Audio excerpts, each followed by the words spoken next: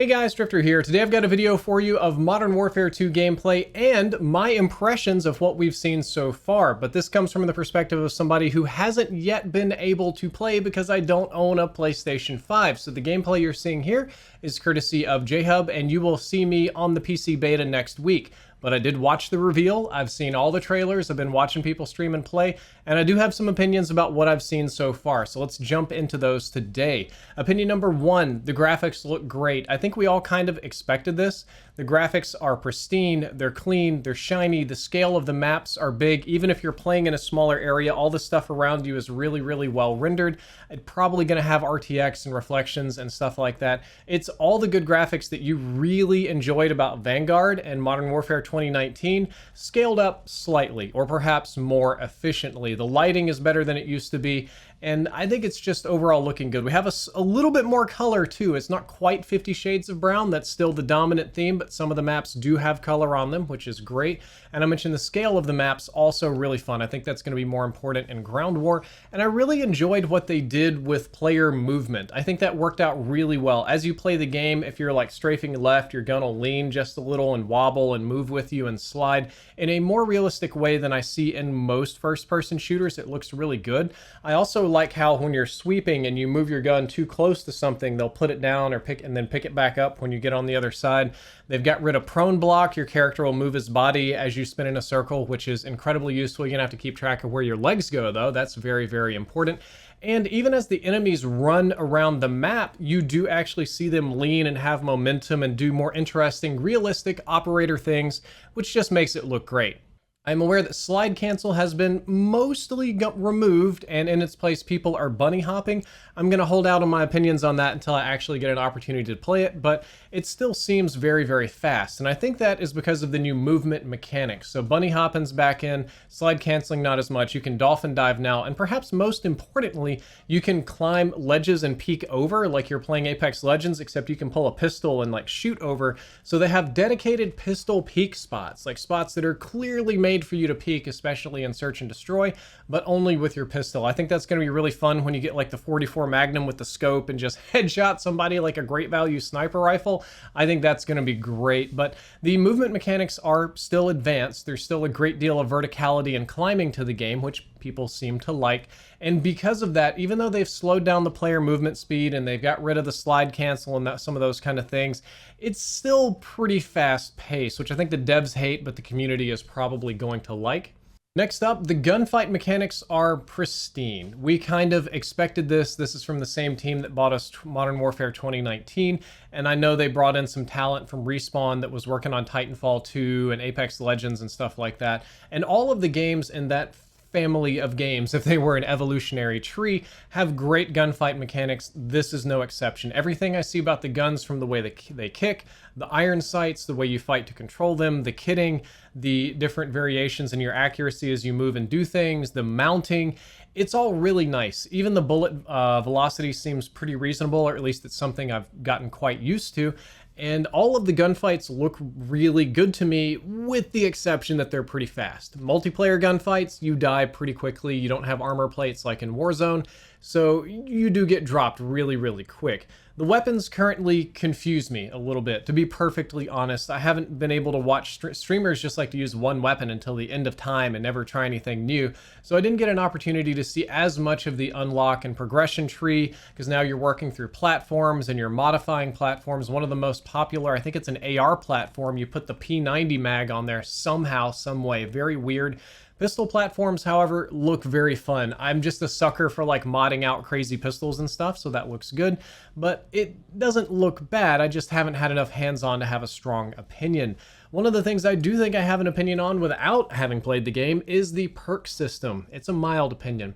I think a little bit of change is good. I was watching Prestigious Key and a few other people saying that the new perk system, where you only pick 2 permanent perks, and then you have like an active perk and like an ultimate perk, and they activate later as you do things throughout the game, is a little bit Overwatchy kind of. It's a little bit activate your ultimate in Apex Legends, and it does change the perk system, but not in the way that they intended. So the developers were talking about people would just pick 3 perks that they like, and that's pretty much all they would use, and that's pretty much what I would do in most people.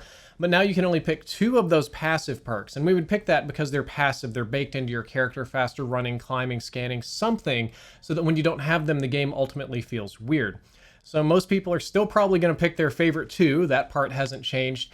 And changing some of these to active perks that you have to activate or do things to earn isn't the worst idea, but I don't know how that's going to play out balance-wise, that somebody's just got the MacGuffin to pull out of their pocket and do kind of crazy stuff with. It feels a little bit too arcadey for me. I can't say I'm a big fan of that, but I haven't played yet, so maybe I'll hop in and see how it goes. At least Dead Silence is one of those. That's very important.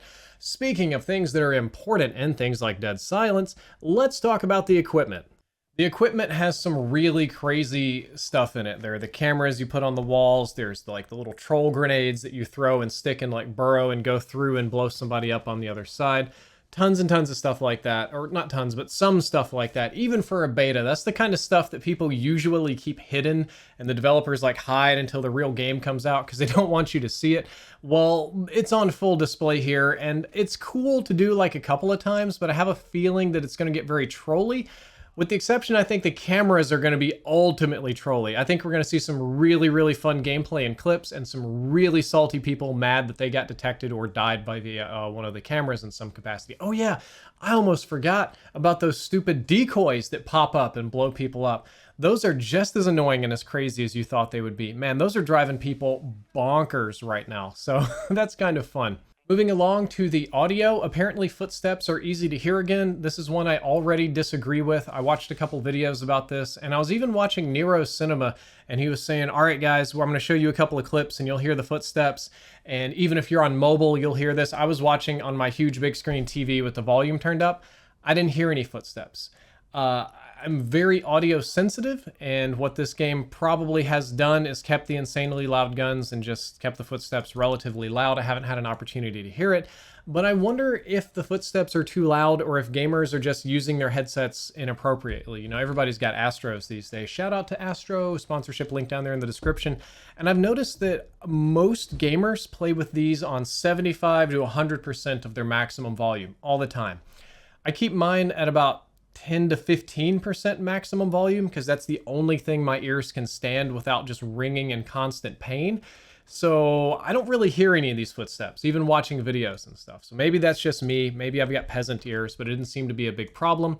Moving on to map design. Map design looked mostly good. It seemed a nice compromise between the giant maps in Modern Warfare 2019 and some of their later like little tiny maps like Shipment and stuff like that. They have a lot of like intermediate gunfight areas and a little bit less clutter. There's a little bit more verticality, but there's a little bit less just kind of mess everywhere, so I feel like there was a nice balance being struck there. However, I did notice that spawns are still duty. I mean, it's Call of Duty, so the spawns are going to be duty every year. We already know that. I couldn't tell you how many streamers I watch get mad after being spawn killed over and over and over and over again. Yeah, not fun. Skill-based matchmaking does appear to be back. Nobody has tested this yet, but the subjective experience amongst most of the high skill players is that they get very high skill lobbies and people go pretty hard. So it wouldn't really surprise me if their proprietary matchmaking algorithm, which is really something that Demonware runs, is doing more or less the same thing. Community guys, I know you'll hate that, but it is what it is. And then my final opinion is that Warzone 2, I'm a little bit worried about. It looks beautiful. The swimming is great. The scale of it is insane. But it looks a little bit like PUBG at the moment. Seems to kind of play that way. Without being able to get loadouts per se, it feels very looting intensive. And one of the things I don't like is that you have to get a satchel to even put more armor plates in. Because in Warzone, I mean, for a Battle Royale, you get melted pretty quick in Warzone as is. I couldn't imagine having to take gunfights without even being able to get up to full armor if I wanted to. So not the biggest fan of that, but we'll see. We'll see. Not a big fan of the AI running around and stuff either, but the map is beautiful looking. They integrated so many classic CoD maps, and the scale of the combat, I'm expecting good things. I just hope that they allow us to do some class or kit customization or get perks or something like that, I have a feeling it's going to be a little bit slow and milsimmy like PUBG, which might be great for the DMZ mode, but that's probably not great for Warzone. Alright guys, that's the end of this video. I hope that you enjoyed it, and I hope that you learned something useful. If you did, don't forget to like, favorite, and subscribe, or seriously check out that Astro link down there in the description. They're one of my top sponsors and have stuck with me through all of this crazy stuff. I'll be seeing you hopefully next week on the PC beta, God willing and health allowed. I'm fighting an uphill battle. I feel like I'm drowning in slow motion here, but we're going to try to get some games in, going to try to stream it on YouTube, and before things get too far behind, we're probably going to do the Goodbye Aussie video. It's a sad one. I've put off working on it, but it's time to get to work on that. All right, guys, I will see you in a couple of days. Drifter out.